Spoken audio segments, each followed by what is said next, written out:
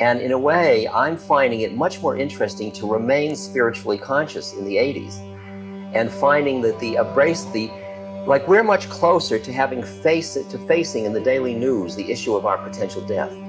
And that is a major cultural vehicle for awakening.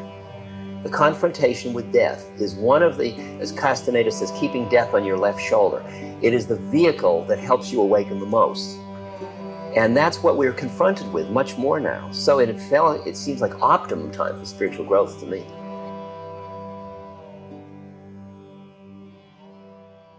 Hello, amazing ones. Welcome to another Ram Dass Here and Now podcast episode. I am your host, Jackie Dobrinska.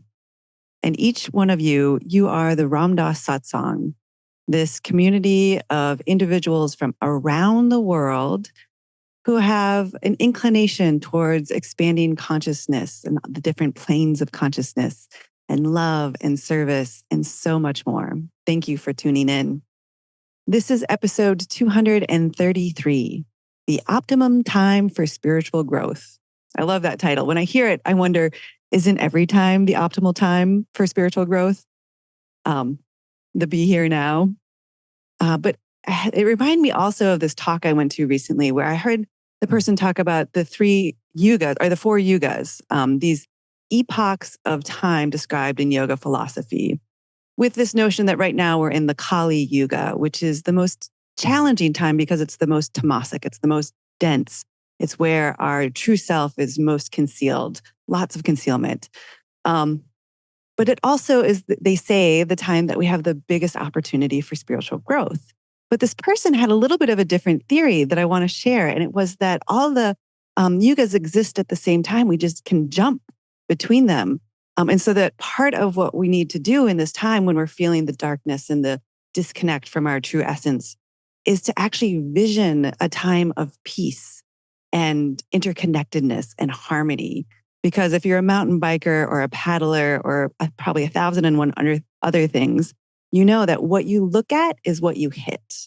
And so I just wanted to share that because it felt important. But this podcast today, this episode, it's the second half of the 1985 interview we started last time. It's from the Questline radio show. And in it, Ram Dass and Peter, they start and end by talking about service and how our actions of service touch both humanity and God, whatever that word means for you. They go on to unpack so-called negativity, which I think is something we can all be learning from. And then they discuss what is the heart and the seemingly difference between the spiritual, emotional, and physical heart. There's this great bit about mysticism and science and where they intersect. And then he talks about his ironic reunion with Timothy Leary at Harvard in the early 80s. They also talk about the difference between Jesus and Buddha and other masters and how we can know them. And there's also a bit about death and the stages of loss. At the end, they reference his, at the time, new book, but it now old and still amazing book, How Can I Help? It's called How Can I Help? With him and Steve Gorman. And I'm going to just share one of my absolutely favorite quotes from that book.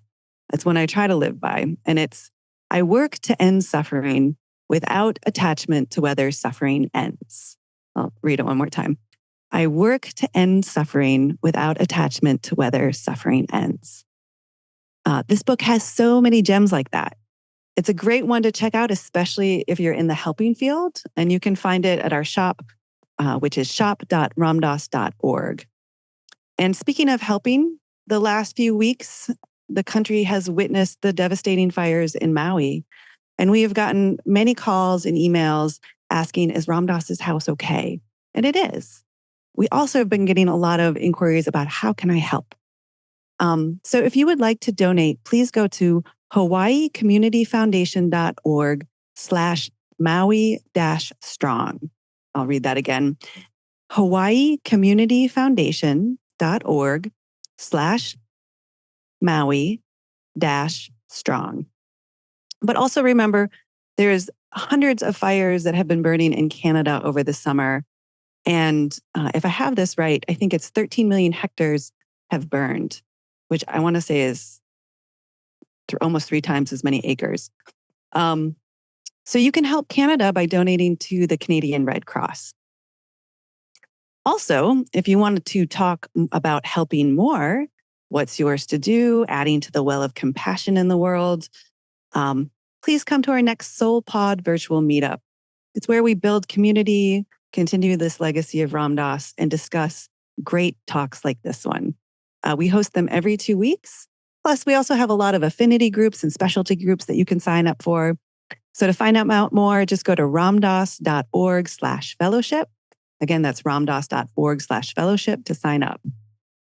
And as always, we thank our sponsors, for without them, we could not bring you these podcasts. It takes so many people. You'd be amazed to bring this to you every 2 weeks. And we also couldn't do it without you, the listeners, and the people who donate. So if you don't already, please donate by going to ramdass.org/donate. So we hope this is a nourishing episode for you and that these teachings, whatever good may come from them, that they benefit all of us in our daily lives and ripple out into the world for the benefit of all beings. And we give thanks to all of our teachers and our teachers' teachers. So here is Ram Dass, here and now. Namaste and blessings. Welcome back to the Questline show. Thank you, Peter. It's nice to be back here again. Ram Dass, when we left off last week, we were talking about karma and the outflowing of love from North America towards Ethiopia. And I guess that's really appears to be a worldwide phenomenon. Yes, it does. So I guess you would look at those things as being very useful in terms of karmic lessons for the entire world. Yes. Yes. Your name, Ram Dass, means servant of God. And did you know when you came back from India, did you know you were going to go out to serve people? Well, I had a pretty good idea because whenever I'd say to my guru, how can I know God or how can I become free, he'd say, feed people, serve people. And since I met him in a Hanuman temple, Hanuman is a monkey, and in the Ramayana, which is the Bible in a large part of India, Hanuman is depicted as a being who is closest to God through service, who lives only to serve God, whose name is Ram in this case. And so my name is the name of Hanuman, Ram Dass. I am that monkey in that sense. And the storyline goes that God's wife is stolen away by the bad guy, Ravana in this case. And Ram, God, has taken a human incarnation, so he's terribly upset that his wife's gone. And Hanuman leaps across the ocean, finds her, reports back, and then helps Ram get her back. And he just has this incredible power because of his devotion to God, that he's living only to serve God. It's what in Christianity they say, not my, but thy will. It's that same one, where you surrender yourself into the higher statement of what's called the Dharma, if you will. And then you become an instrument of those forces in the universe which are moving things towards harmony, towards peace, towards love. And you're just part of that force, if you will, of the universe. But when you say service to God, you're not looking at God as a separate entity from humanity. Yes, that's true, you're not. Yes. You're not. Yeah, exactly. Some people would, but you're not. No. So you're serving your fellow man, therefore you're serving God. Yes. Was that a difficult transition to make, to drop that personality? You had a very high-profile personality in the 60s with Timothy Leary and being a Harvard University professor, the first one to be, I think, thrown out. Thrown out is the way to put it right. That must have been terribly difficult for you. In the process leading up to whatever you were searching for, whatever you were yearning for, to start to... Is it a dismantling process of the name at first, the whole idea of the name, just like I came back wearing Indian clothes and I had a long beard and beads and all that, was all method. It was all, like if somebody keeps yelling, say somebody says, hey, servant of God, and you say, yeah, that's me, it reminds you of what your business is. And it was the same thing. If I go down the street with my beard and with my weird outfit and my beads, people don't come on to me like they would otherwise. It kind of removes me from the sexual arena. It removes me from they're not going to try to sell me a Cadillac. I mean, it's a whole different world I'm living in. I'm projecting out saying, this is who I am, this is who I am, this is who I am. Most people say, there's a weirdo, I don't want to have anything to do with him. And then it attracts to you other people who say, hey man, what are you doing dressed like that? Why do you call Ram Dass? And that's an opening with which you meet another soul, if you will, along the way. So it's a selective environment creator, if you will. Mm-hmm. Then as I got more secure in my connection to God, then it didn't matter. I mean, I could be Dick Alpert just as easily as Ram Dass now. I don't really care. I mean, it's just that Ram Dass is now a familiar word that I can use, you know. Were you coming from the perspective of denying that personality, or were you coming from the perspective of trying to unfold into something greater?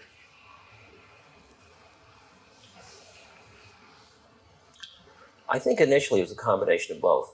Mm-hmm.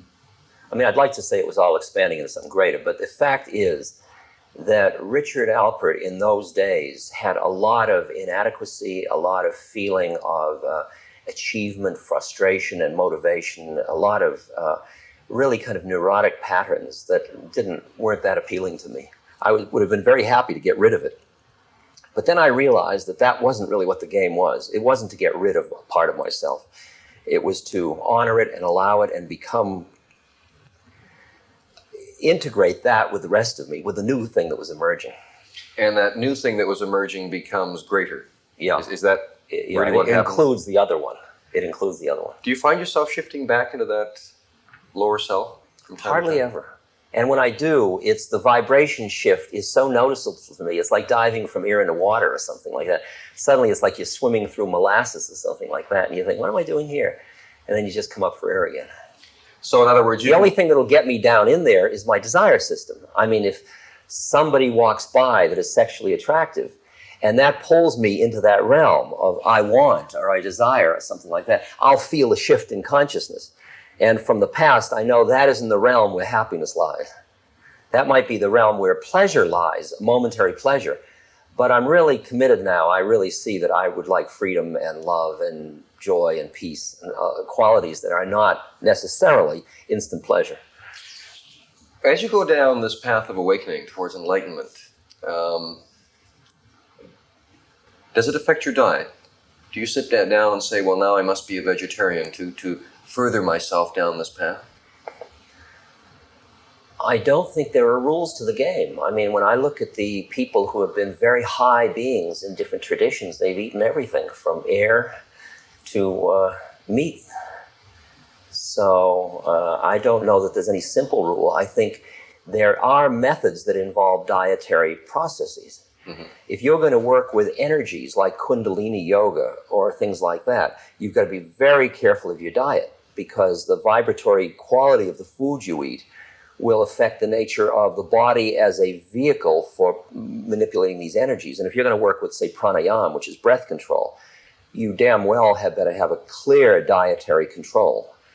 But if you're working with other methods, like I'm going to Burma next week to sit in meditation, and I expect the diet over there will be basically rice, white rice, and pork.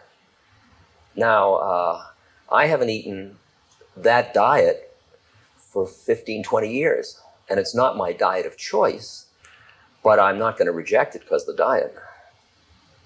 Why do you do this frequently? Do you not go back to Burma or someplace in the Far East to meditate for long periods of time? Certainly what I would consider to be long periods of time. I would consider it to be long periods of time. I've never meditated this long before. Oh, you haven't? No.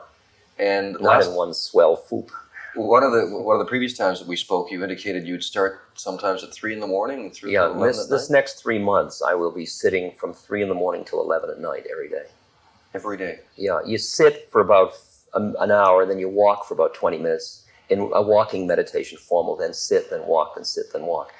And you eat once at 6 in the morning and once at 11:30 in the morning, and then you don't eat after that. You can only take water after noon. What do you see as the purpose of that? Of the meditation? Oh, yes, of this 3 month. The purpose is for me to extricate my awareness from my identification with my thoughts and my senses. so that I can be in my thoughts and my senses, but not of them. So this is a continuation of your path to enlightenment. Absolutely. And it also, as I quiet my mind, the depth of the quality of my love or the quality of my heart goes deeper, so that I get behind romantic love, which always has an object to it.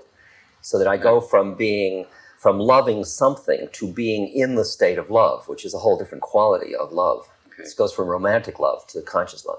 As we start to go down the path, we started to awaken a bit. Something is wrong, and we start to take that opportunity to get on the path of awakenment. Yeah. You can slide in and out at the beginning, right? Infinite number of times, yeah. Can you slide in and out of enlightenment, or is that a final destination? Well, there are a lot of systems that talk about that. In Buddhism, which is one of the systems that deals with that very directly, they talk about Sotipanna, the stream enterer, and then the 5-time returner or 3-time returner, and then the non-returner, which is the Arahant, or what's called the Buddha. And you can, once you have entered into Nibbana, you can still go back again, yeah. But you're already on a time lock about how many times you'll go back, or you're going to go ahead. You're always going to go ahead. The process is evolving all the time.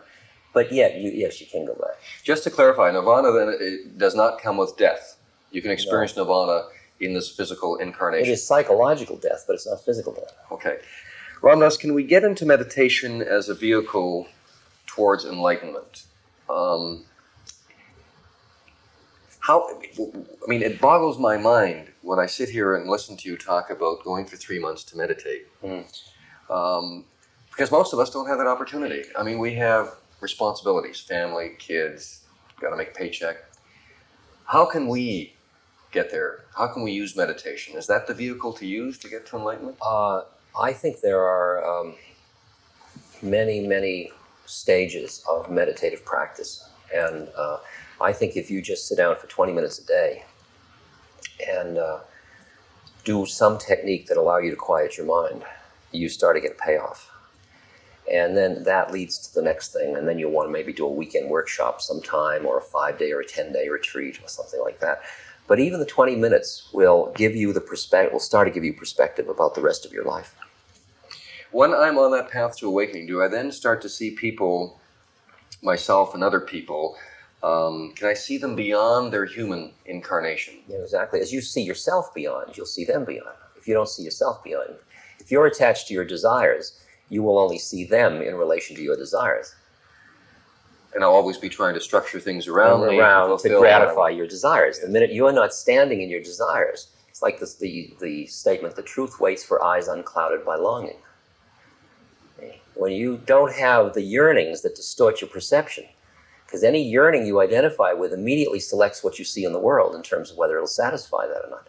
The minute you get behind your desires, you just see others as they are. You see their desire systems, but you also can look and see behind that and see another being just like you that has got their work to do, their illusion to dance through. That's where the clarity of sight comes. Exactly. Is that right? Yeah. When you have no emotional investment as to an outcome, you're then able to just simply stand back and see things as they are. Yeah. Is that what you're saying? But it doesn't mean a deadened quality. It's not you're emotionally alive. I have feelings, joy, sadness, all that stuff, but there is also awareness. It didn't destroy me. I have a body, but I'm not my body's 54 years old, but I'm not 54. I am in a 54-year-old body, but it is 54 and it is decaying, and that's the way of things. Just accepting. Allowing things to be. Yeah. In meditation, I've heard that there is a point you can get to, I think, do the Buddhists call it the garden of fantasy or something, where things are unreal? I've been told that some people, trance channelers, for instance, I've spoken with Kevin Ryerson. Are you aware of Kevin? Mm-hmm. And somebody said to me, well, he never got out of the garden of fantasy, which you can go through in meditation, where things are not real. You're attracting spirits and that sort of thing. That's what the astral planes. Yeah, the astral planes, yes. right. Mm-hmm. Is that? Those are planes. Has that happened to you? I've certainly been on the astral planes a lot, yes. So you've gone through that. Well, I have been on the astral planes. I don't know that I've gone through it, but I mean, they just get subtler and subtler and subtler. But I am working to get done with all of that. Those are mythic realms. They're also realms in which you meet beings that aren't embodied. It's the realms of where powers are, all the siddhis or powers. But that's all still stuff. The game is to go beyond stuff. Okay, you started meditating on your own path towards enlightenment. When was the first time that happened, when you found yourself in the astral planes? Through meditation? Yeah. I mean, I got there through drugs very quickly. Yes. Then it took me years to catch up through meditation to where I had gotten with drugs. Was there a desire at any point in time when you embarked on the meditation course to go back to drugs? Oh, I did. I've gone back to drugs. I've taken LSD every 2 years for the past 20 years. Why do you do that? Because I think it's a method that I've used successfully, and I want to see it can often. There are ways in which you get a very subtle stance of attachment the way you're doing your method. And the one thing that LSD does is it cuts through. It shows you where you're holding. It may not free you, but it shows you where you're holding. And so I've used it often to just remind me of things or to see where I am in relation to that clarity. Because my guru, as I've said in Miracle of Love, took 1,200 micrograms of LSD, which is a monstrous dose of LSD, and nothing happened at all. Because he already is where that would take you to. And so I take it to see if I'm yet, I mean, when I can take it and it's like water, I'll know I'm done.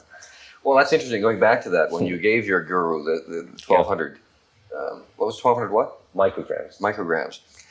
Your rational mind, you said, just sort of gave up when there was no reaction. Yeah, exactly. Yeah. And that's because he is in an enlightened state. Sure, if I take it to go from state A to state B, and he's already in B and A, it's going to have no effect on him. He's got nothing to let go of because he's not holding anywhere. So do you find yourself getting closer on that ladder when you take your LSD trips? Yes, absolutely. There's no doubt about it. Okay. In fact, I have no desire to do that stuff. I mean, it's not coming out of yearning. It's just coming out of honoring my past and my work and my repertorial responsibilities. It's far out. I understand. Ram Dass, this transformation to enlightenment, is it one of transforming negative experiences into positive experiences?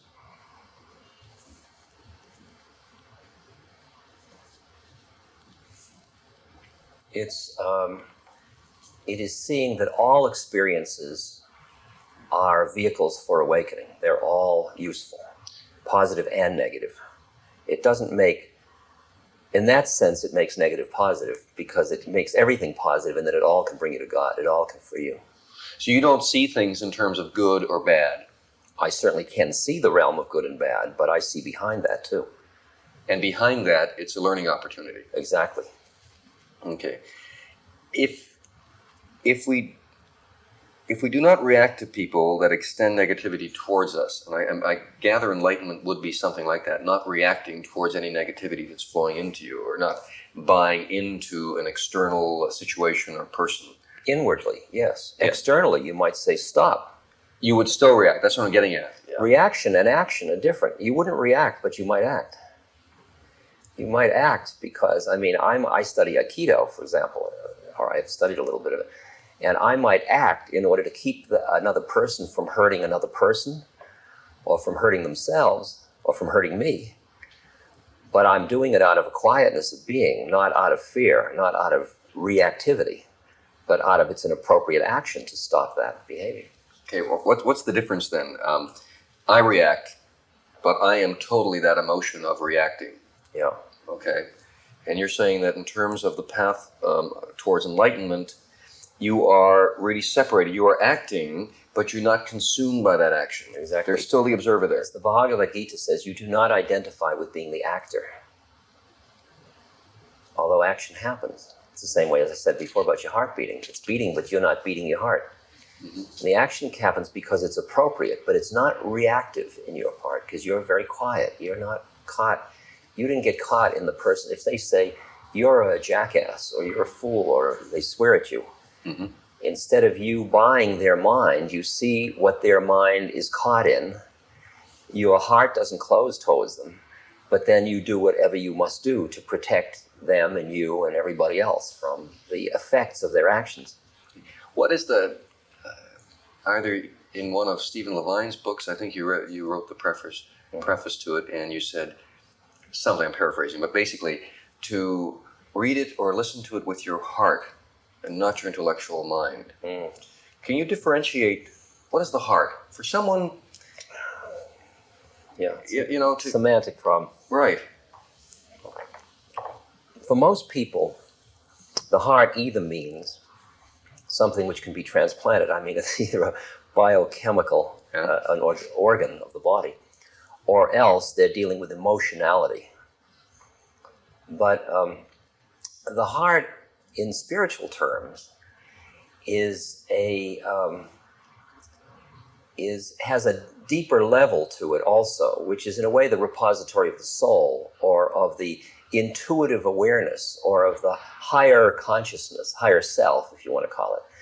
And it's a little confusing, because when you say use your heart, most people think of emotionality, of the world of love and hate, but this is behind that. It is merely as opposed to, it's put as an opposition to using your intellect, thinking your way out of it. Because the heart is in a merged or subjective relationship to the universe, while the mind, the intellect, is always in an objective. It always thinks about something. Yes. So there's always object. And when thinking comes down into the heart and takes over the heart, you are in love with somebody. It's an object thing. Yes. While when you come into the quality of love, when you just are in love, there's no object. It's all, you meet somebody, it's in subject. We are all in love together. It's not the same quality at all. So do you think that the heart does reside somewhere in our physiological makeup? Could it be the right spiritual brain? heart? The spirit, no, it's much more interesting than that. I mean, we die and our brains get eaten by ants and everything, and yet here we still are. So how could it be? No, I don't at all think. I think that we are very much in science, unfortunately, a little bit like the drunk on the streetlight, who's looking for the watch under the streetlight. And somebody helps him look, and then they say, I don't see it anywhere. Where'd you lose it? He said, I lost it up in the alley. Well, why aren't you looking up there? Because there's a street light here. Well, we're a little bit like that. We can measure certain things. So we decide truth must lie in the realms we can measure. But actually, our measuring instruments just fall short of the realm of where the psyche really is. So in some way, I feel like I am more true to what psychology is about than I ever was when I was a professor at Harvard as a behavioral psychologist. But we're always trying to break things down in the world of science, aren't we? Because science is discriminations. It's discriminating this from that. It's building a body of knowledge with a conceptual body of knowledge. Yeah. Do you think that's changing with quantum physics saying that there's an interconnectedness between It's right at the edge. I mean, certainly in physics and in transpersonal psychology and in genetics, and you're getting very, very close to like Oppenheimer's saying, to say that the basic stuff is wrong and to say that it isn't is wrong, is getting close to the edge of mysticism. It's right where science and mysticism come together, they join. And if somebody like Einstein was a very mystic person, he saw beyond that. Mm-hmm. And the true scientists are very reverential of the possibility. The lesser ones are very attached to their concepts. Well, there's a story that I read in one of the books, I can't remember, but it was of the Western scientist making his way to the top of the mountain, and as he gets to the summit and he has his hands on the top of the summit and he's pulling himself up, and he comes face to face with the smiling theologian who's been there through the ages. Do you believe that? Well, I think the theologian is probably not even as far up on the mountain as theologians are not mystics. Well, let's say mystics or spiritual leaders, whatever. A mystic. He might well meet a mystic, yes. I mean, I think that's what really does happen. I think that the mystic isn't laughing, ha-ha, I've been waiting for you, but the mystic is already dealing with those realms. And that's why Eastern philosophy and Eastern spiritual traditions are becoming more interesting to the West now, because science has legitimized them in an interesting way. And so that somebody like Fritjof Capra with the Tao of physics or books of that Yes. ilk are really much more received now by the serious scientific community. Bohm's work. There are a lot of really current physicists that are getting a good hearing for this interface right now. During the break, Ramdas, we were just talking about this being an exciting time to be alive. Yeah. And you said it's always exciting. What do you find so exciting about today, and relay the story to our listeners about your reunion with Timothy Leary? Well, Tim and I were having a 20th anniversary reunion at Harvard of our being thrown out of Harvard for our research with psychedelic chemicals. And we were being introduced by Dave McClelland, who was the guy that threw us out. And Dave said these guys were a part of the 60s, which was a very exciting period, and the 80s are really terrible and chaotic and very frightening. And I got up and I said, I think the 80s are the greatest time we've ever had, and it's absolutely wonderful to be here because, in a way, the more you get on with your spiritual journey, it's as if you invite more fierceness to you to work with it. It's like you want the sandpaper of the fiercer conditions. And in the 60s, there was this incredible support system for this kind of idealism. There isn't that support system the same way now. And in a way, I'm finding it much more interesting to remain spiritually conscious in the 80s and finding that like we're much closer to facing in the daily news the issue of our potential death. And that is a major cultural vehicle for awakening. The confrontation with death is one of the, as Castaneda says, keeping death on your left shoulder. It is the vehicle that helps you awaken the most. And that's what we're confronted with much more now. So it seems like optimum time for spiritual growth to me. It gives you the opportunity to face any addictive tapes again and again. Again and again, exactly. And it pushes them into the surface, pushes them up all the time. You've done a lot of work with the dying. Yeah. Why is there that common fear of death, particularly here in the West? Well, not particularly in the West, just for all human beings, because of the identification with your separateness. I often thought that the Eastern people were more philosophical about it. To the extent that they have a philosophy that doesn't lead them to identify with their own separateness, they do. But see, they have a sense of the Atman within, which is something that is not unique to them. It's like God within. And they know that's who they are, so that they can see the bodies as coming and going. So you've worked with dying people, yeah, and their relatives and close friends around them. What is that process like for the majority of people? I know we're generalizing, but the majority of people, when it starts, they're told they're terminally ill. Well, Elizabeth Kubler-Ross has formulated a crude statement of stages that are reasonably common of anger, of denial, anger, bargaining, despair, and then sort of resignation is really what her last stage gets, as far as it gets. Beyond that, I'm only interested in what happens after that, which is really to the acknowledge and allowing and the opening to. And that's the using death as a vehicle for awakening. That's the part I'm interested in. But you must go through those first stages with those people. Well, most everybody goes through them, depending on how evolved you are as a conscious being. Depends on how quickly you go through that stuff and how much you hold on. I mean, some people can go through them as fast as they think of them, they go through. And others can stay in one stage all the way through and die in that stage. There are a lot of people that die denying and pushing away death. And they say to the doctors, don't tell me what's wrong with me. And I want a lot of drugs, so I will not know what the situation is. And it's just denial all the way to the end. That's the level of incarnation there. The more conscious you are as a being in an incarnation, the more you would like to deal with your death consciously. What happens to someone that goes out of this world kicking and screaming like they came into this world? Their attachment to their body just reassures they'll take another body very quickly. They'll start again. Okay, those that have opened up and are awakened as they leave and pass on, where do you think they end up? Where does that spirit end up? Well, there are different levels of awakenness.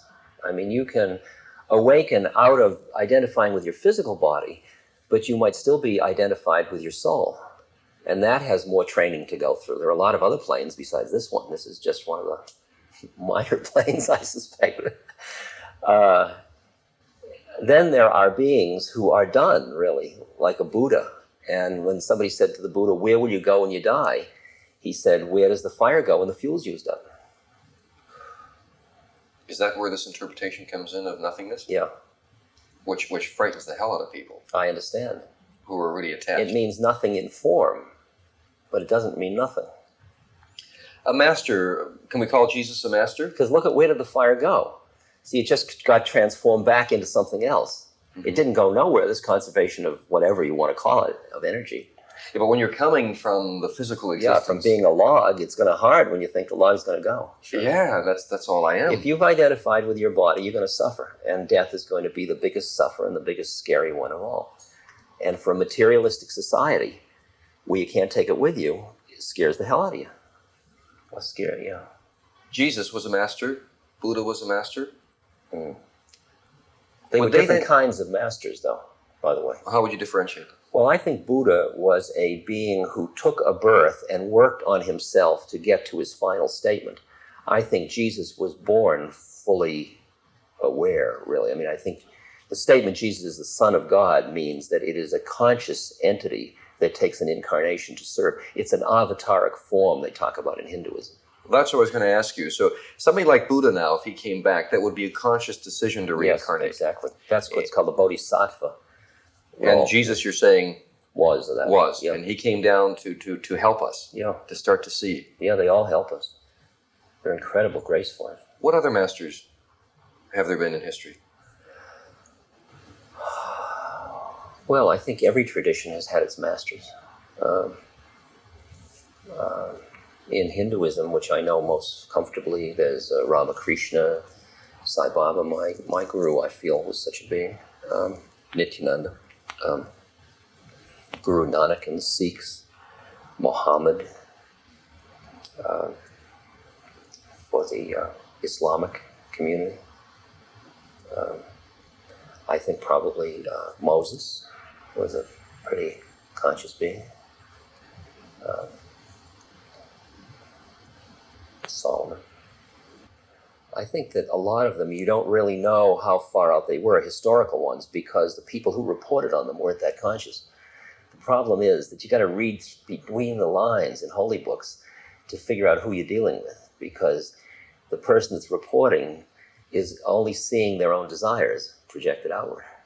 So at best you could look at these, because we are looking at interpretations of other people, people's perception of these people. So really the path is to work within yourself and find the truth within yourself. Yeah, in fact, the deeper I go within myself, the more I can know Christ. Because it takes one to know one, if you will. And Yes. I've just got to keep cleaning up my act. And the quieter I get, the more intimate I am with my guru or with Buddha or with Christ. And we are all Buddha within inside. We are all Christ consciousness. We are all, I mean, it's in there. And you go inside to get out, if you will. I understand. Yeah. Ram Dass, just before we have to go, can we talk a bit about your new book, which you co-authored with Paul Gorman, entitled How Can I Help? The major thesis of the book is that in each of us is an incredibly generous heart, and that we are frightened of the impulsivity of our hearts, that we would just give away it all if our hearts ruled. We're afraid of that. So the mind constantly says, be careful, you can't get too caught in the suffering of others. You've got to protect yourself. And it's a dialogue between the heart and the mind. And this book faces that dialogue and shows the way in which we cut ourselves off from helping out of our fear. And we get caught, we climb into professional roles of doctor or nurse or so on, identifying with the role rather than just fulfilling the role. And that the real helping is where we meet each other behind the roles, so we don't get caught in what we call helper's prison. And that's where both, you know when helping is working, when everybody's getting helped.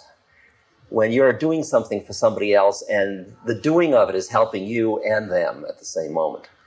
And the book is designed to help people get out of the things that burn them out in helping, or make them afraid to participate. What sort of things would burn you out in helping? Identifying with being the helper. Expecting something in return? Being attached to the effects, too. I mean, I'll do what I can for somebody. What happens to them is in God's hands, not my hands. I'm not God.